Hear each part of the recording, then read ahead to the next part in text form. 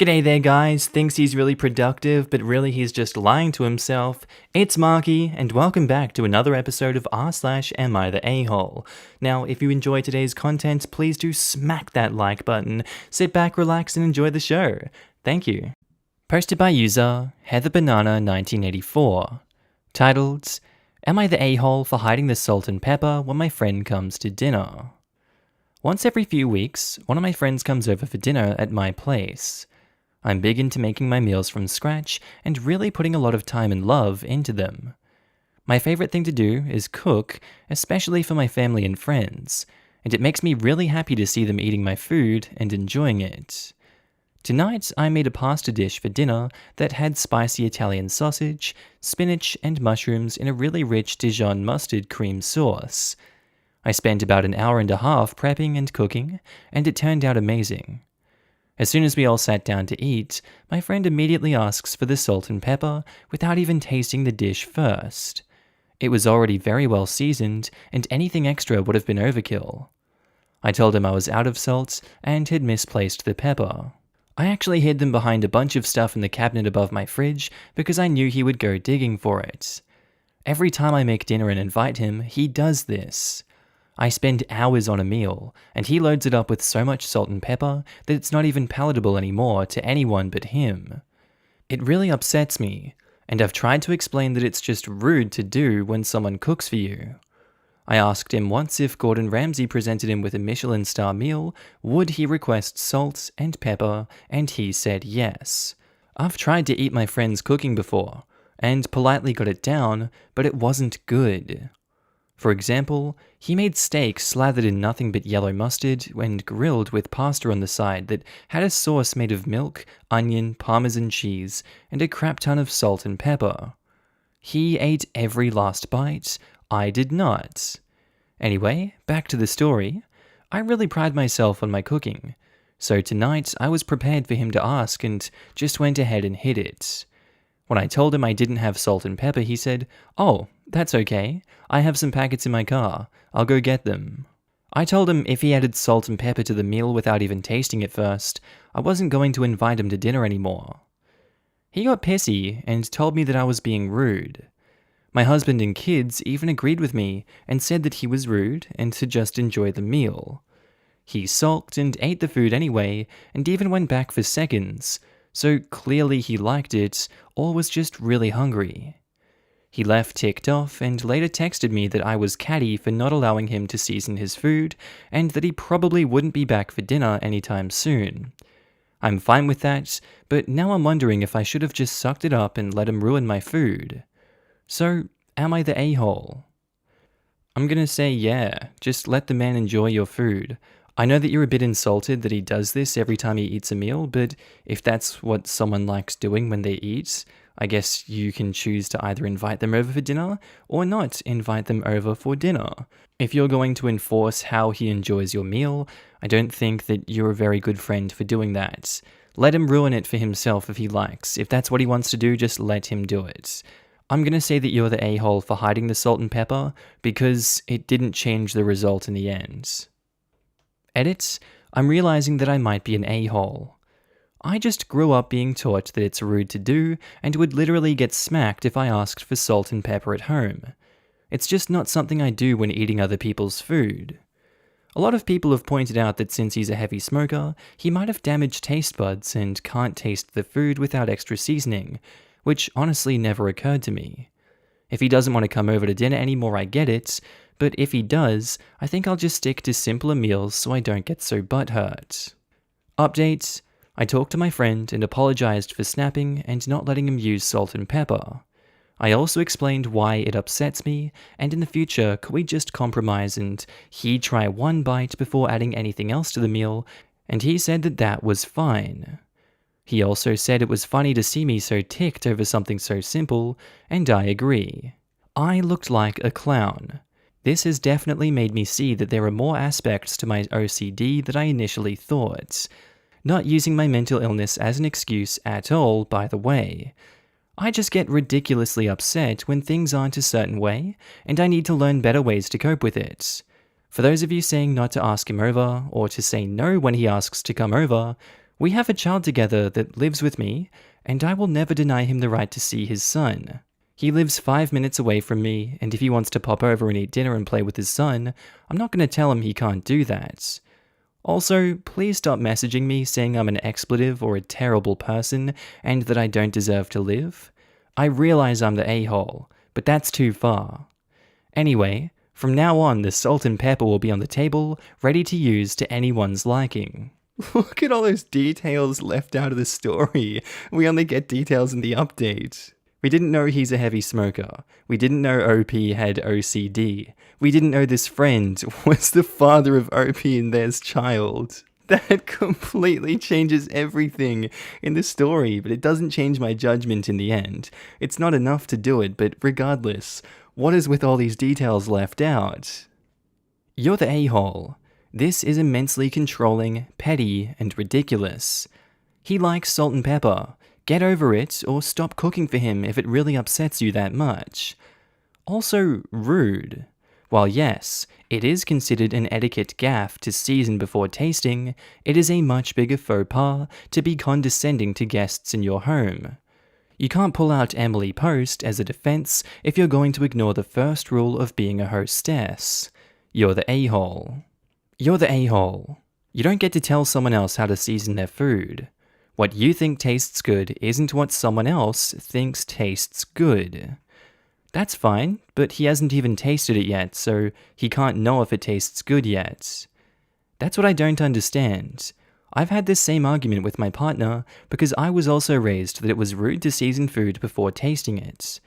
It's not that he can't season the food I cooked. I just want him to taste it before assuming that I under-seasoned the meal. OP sounds like they would never season food that was cooked for them by someone else, ever. That's not what table salt and pepper shakers are for. They are so everyone can season their food to their liking after politely tasting it. So, ETA. I think they mean everyone sucks here. Posted by user AITA. Titled, Am I the a-hole? My sister is very ill and asked me to take custody of her kids when she passes away. I said no. I feel like backstory is key here, so I'll try to be as in-depth as I can with the letter limit and sub-rules. I am 28 and she is 24. Me and my sister grew up in a bad family. Our dad was alright, but also an alcoholic. Unfortunately, he died when I was 8, and our mum was straight up abusive. Our quality of life more or less went from crappy but manageable to horrid. What was even worse for me was my sister leaving a year later to live with her boyfriend, leaving me alone with mum. The next years I won't go in depth on, but I ended up being taken by child services at 13 and put into foster care until I was 18. I more or less decided to move on. I forgot about my past and family and decided not to seek them out or speak to them again. Got a job, put myself through college, and with a lot of hiccups. Like, a lot. I ended up graduating at 24, and have since been doing extremely well for myself. Just to be clear, during all this time, my sister never once reached out to me either. That was until 3 months ago, when I got a long message on social media. No apologies, no discussion of the past, just a long message about how she was sick and needed her brother right now. I wanted to ignore it, but my girlfriend convinced me to go see her. It was awkward. She has 4 kids, no husband or boyfriend in sight, and I don't think she has any friends either. She reminded me of our mother. All she did was talk about herself. Regardless, I felt bad, so visited her a few more times, up until last week that is. She told me she had gotten her affairs in order, and she put me as the person she wanted her kids to go to. I immediately told her that that was not happening, and that she should reach out to their father or something. She cried, saying they were not in the picture, and begged me. I held firm, and ended up leaving when she started screaming at me. I haven't spoken to her since, but I have received a load of messages from her, switching between cursing me out and begging me to take them. I feel terrible. I could technically give these kids a good life, and I'd essentially put them through what I went through if I don't. But I do not want to give up my life and what I have built for the sake of a woman that I barely know, and kids I know even less. Honestly, if it was me in the same situation, I'd do exactly what you're doing. That is way too much weight to be lifting by yourself. The fact that the fathers are no longer in the picture is a depressing one, but it's life, and that just happens sometimes. I really don't think that it's your job to be taking the responsibility of her kids. I do think that that was her responsibility to find a proper backup plan in the case that she was going to die, and she failed her kids by not doing that. It's not your fault that she's done any of this. I don't think you could be expected to raise these 4 kids. I don't think a lot of people could do that. I'm going to say not the a-hole for not taking on this responsibility. Edit. So I consistently get replies that are made by people who have obviously not read my post and go off on the premise that I'm refusing to take the kids to punish my sister. I said no because a stranger I have not seen since I was 9 asked me to make a life-altering decision of taking care of 4 children who are literal strangers to me, 2 of whom are toddlers. I would essentially ruin my own life. Any punishment my sister gets, she will get after she passes away on the off chance there is a God. Thank you for all the replies though. Some have been very insightful. Not the a-hole. Being blood-related doesn't mean they're always family. You are not entitled to do everything. The fact that those kids will go through what you went through isn't your fault, and won't make you an a-hole. Still feels horrible. I just wonder why their dad and dads are not involved, or at least their grandparents. I understand that. You know what being put in a foster care means, and how hard it must be to build up your future all alone. But still, don't do any choices under the influence of guilt. The dad probably didn't care enough. Maybe keep in contact with the kids. Give them your number and see them maybe once a month or so that they know that they're not alone in the world. Not the a-hole. I recommend this. Be a light in their life even if you don't want to take care of them. A positive influence can really make a big change. I also think this is a great idea if you want to address your guilt and at least ensure they aren't treated horribly in the future, but also aren't required to do anything further. Edit. It's a really, really tough decision, but I think both your hearts are in the right place. I don't know what I would do if I was in your situation. Do you think you should also maybe talk with your girlfriend? If it's too serious, it may affect her in the future too. No a-holes here. You're not the a-hole for refusing to take custody of, essentially, a stranger's children. But I'm not going to call a dying, desperate woman an a-hole for this either. If someone is basically slipping down a cliff, you don't call them an a-hole for swearing or screaming at people for help, even though that isn't okay behavior in the strictest rights and wrongs of it. I'm appalled at the lack of empathy for her in the comments. It is within your power to help them without taking them yourself, simply by having an extended family relationship with them while they go through the foster system.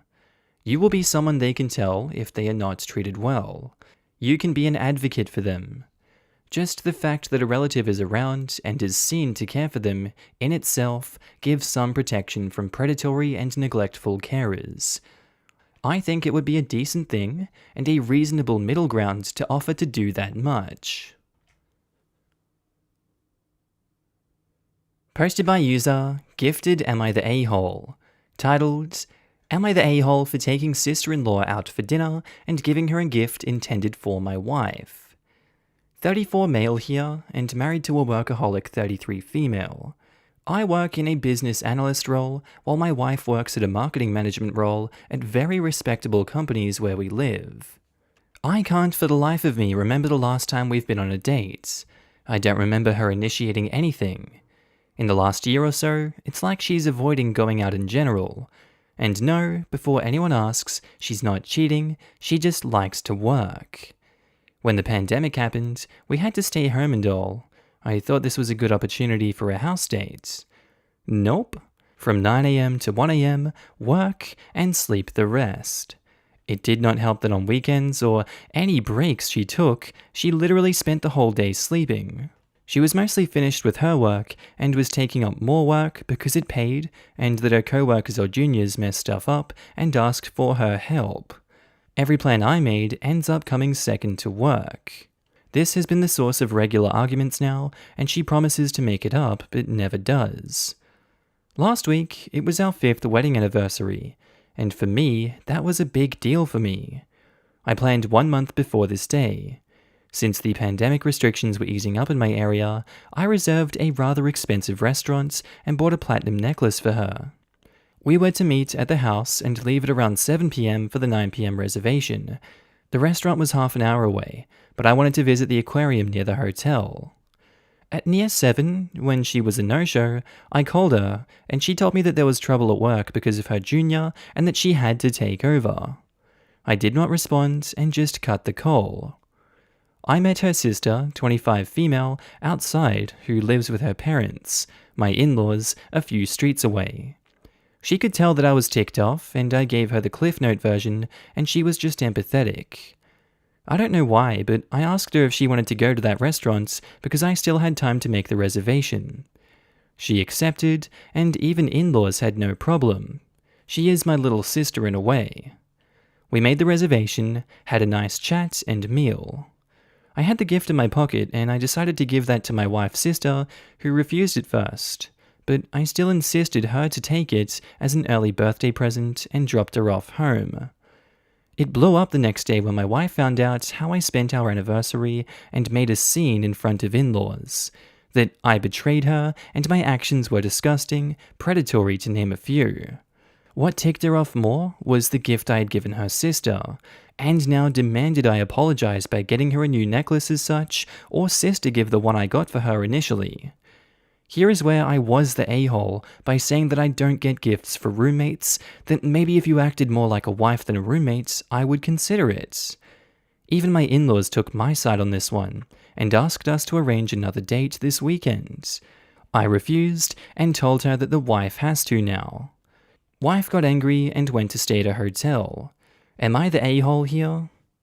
This is really just another one of those extremely messy situations, and everyone loses in this mess. I feel like no one really did the right thing here. Really, I'd suggest marriage counseling and talking to each other more to figure out the situation and being honest with each other. That's all I can say. I'm gonna say everyone sucks here. Everyone sucks here. I sympathized with you right up until the anniversary dinner, but giving your wife's sister the platinum necklace you bought for your wife was really vindictive. Not to mention the "I don't get gifts for roommates" line. If your marriage is in crisis, be a grown-up and talk about it. Don't just let your anger accumulate and play cruel stunts. Sorry, no. It's hard to have a conversation with someone who won't listen.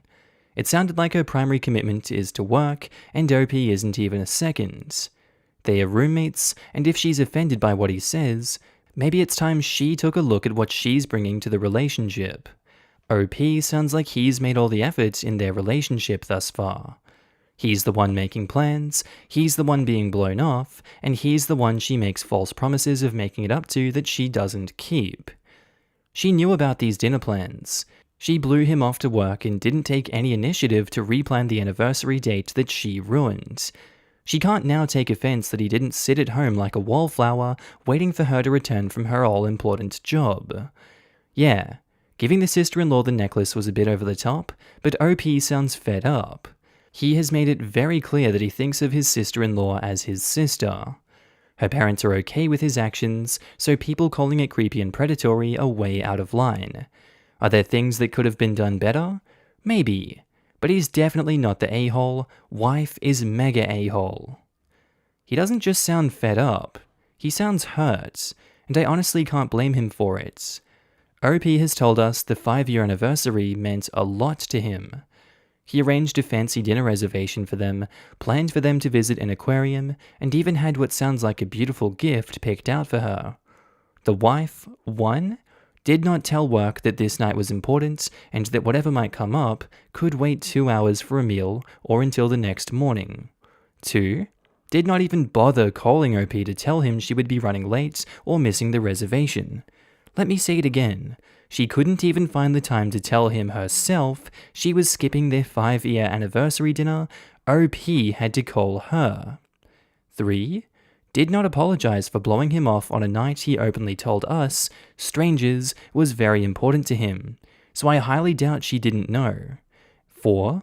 Apparently didn't even bother to suggest something else that they could do to make up for it. And 5. Curiously, there was no mention of any gift the wife bought for OP. I'm guessing she was too busy to even buy a tie or order a watch off Amazon, or do anything at all.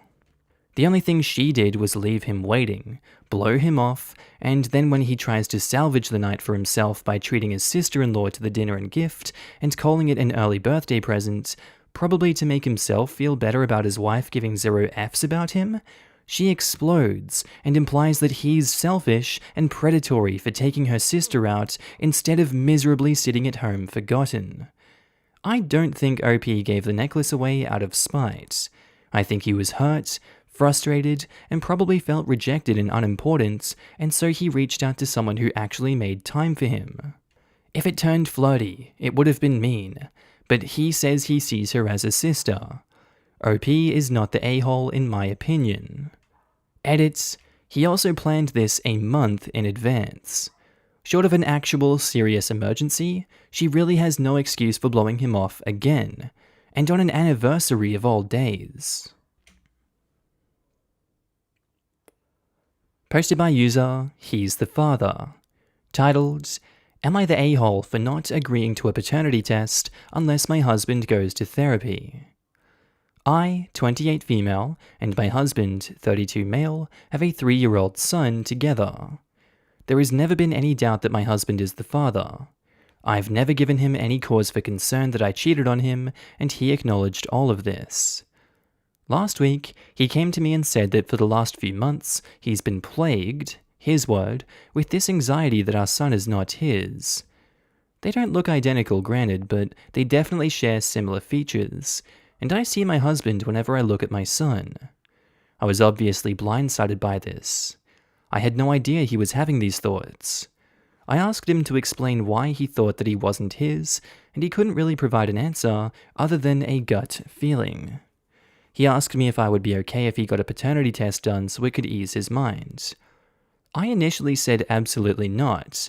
No way in hell. I was very, very offended. He told me that he could just do it without my permission, and I said that if he did that, I would never forgive him. My husband does not have a history of anxiety, but he did lose his job back at the start of the pandemic, so he's been with our son most of the time while I work my full-time job from home.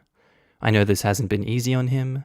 I'm not a psychiatrist or anything, but maybe he's starting to resent our son or something from just having to be around him constantly. After our heated first conversation, I spoke with some friends about it, and they said that he was probably having psychiatric problems due to the stress of not having a job. I came back to my husband and said that if he went to therapy and maybe started taking some anti-anxiety meds, that I would consider getting the test. He was very upset at this, and said that once he got the results of the test back, he wouldn't be anxious anymore, and that I wasn't being fair by making him go through a whole rigmarole. Again, his word, just to get peace of mind, which was a phrase he used a lot during this. He again threatened to just get the test without my permission, and I said this would effectively end our relationship. I think that there's something more serious going on here, and I thought that my solution here is as fair as I'm willing to be. My friends are divided. Some think I should just take the test, and others are saying he's being insane, and that if I cave to this, there's just gonna be something else. I need some neutral perspective here. Am I the a-hole? Edit, I haven't read all the comments here because the amount of responses have been overwhelming. However, I really want to say that I do not appreciate strangers attempting to diagnose my husband over the internet. It is disgustingly presumptuous. I'm his wife, and I don't feel qualified to do that. Which is exactly why I want him to go to a licensed therapist. Another thing I'm seeing popping up is that I'm somehow demanding that he take medication. I said maybe medication, meaning that I only think he should be on medication if a licensed therapist prescribes them to him. I don't want to shove pills down his throat, which seems to be what some people think I want to do. As for the numerous suggestions of marriage counseling as opposed to individual therapy, I think this is a great idea. I didn't initially consider it because I was so focused on it being his problem, but we are ultimately a team, and I'll suggest that to him today. Hopefully it goes better, and thanks to everyone for your input. Personally, I'm just going to keep it short. It does seem like an amalgamation of the stress of losing your job, plus the insecurity of the world and what's going on with the pandemic. I think that what he's doing is a coping mechanism, trying to feel some control in his life. If he can control knowing that he is the father of his son, then he feels more control in his life. And he feels like his wife denying that may be causing him anxieties and feeling like he doesn't have control. I don't know, that's my pocket therapist suggestion here. I don't think she's an a-hole for denying this, and I think she's a saint for trying to get him to go to therapy, because I feel like he needs it as well. Not the a-hole.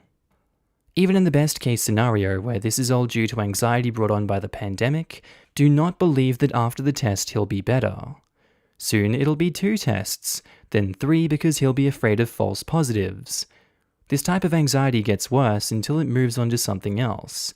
I've had the same obsessive anxiety for years, and it didn't get better until after therapy and medication. I still struggle. Stand your ground, OP. Edits, I want to be clear. I'm not trying to diagnose anyone. I'm speaking from experience how obsessive thinking and anxiety can manifest. I am not anti-test either. I am pro-therapy, both individual and couples, because therapy could provide insight and a diagnosis if it's needed. I was merely trying to get my point across that if it is anxiety, a test would treat the symptoms, but not necessarily cure the anxiety as a whole. Again, if this is anxiety. My wording for best case scenario is simple. Personally, if my husband did this, I'd prefer it to be anxiety-based and resolved in therapy versus some of the alternatives that people have suggested. That husband is cheating and deflecting, or that he's been obsessing over what he genuinely, rationally thinks is a massive and ongoing betrayal of trust. I can't see the ramifications of him saying, "Oh, I had this invasive thought that our kid isn't my kid," just going away with a test. Another poster said that this is an accusation that holds a lot of weight. It's essentially an accusation that for 3 to 4 years, all through pregnancy and the child's life, that OP has purposely and maliciously deceived her husband into raising a child that might not be his. This is the exact problem. I have generalized anxiety disorder. The thing about anxiety is that it cares very little about things like truth or reality or proof. Just knowing intellectually that you're being ridiculous has never stopped an intrusive thought from coming back. If she got the test, OP's husband might feel better for a day or a week or 2.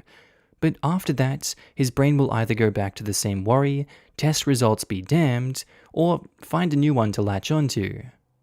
OP, right now, your refusal is probably feeding his anxiety. She has something to hide, damn it! So I'm not going to recommend that you hold firm to him getting treatment first, but I would hold out until he makes a concrete step towards getting treated, such as making a doctor's appointment. And if he cancels afterwards, because I'm fine now, damn it, then draw the line there, and definitely refuse the next ridiculous anxiety request, because it will be coming. That's what she said. Okay, and I think that's where we're going to end today's episode, guys. As always, I do hope you enjoyed it, and maybe even learned something from these stories. Just want to say a quick shout out to my Patreon subscribers and my channel members. You guys should be on the screen right now. If you do see yourself, I want you to give yourself a little pat on the back for being amazing and supporting me on this channel, this little journey we're going on the YouTubes. I really appreciate it, and you guys enabled me to do all this amazing work. So if you do see yourself, I love your face and I'm happy to see you. Also guys, if you want to pitch in your own support, you don't have to, but channel links are down in the description below to support the Patreon, the channel membership, whatever you want to do. It's kind of like tipping me if you feel like I'm doing a good job on this channel. I will be opening up avenues for content on those in the future. Just right now I'm kind of bogged down and stuck in Ireland, but you know, it is what it is. Anyway guys, with that said, I do hope you have a wonderful day today. Whatever you're up to, I'd love to know down in the comments below.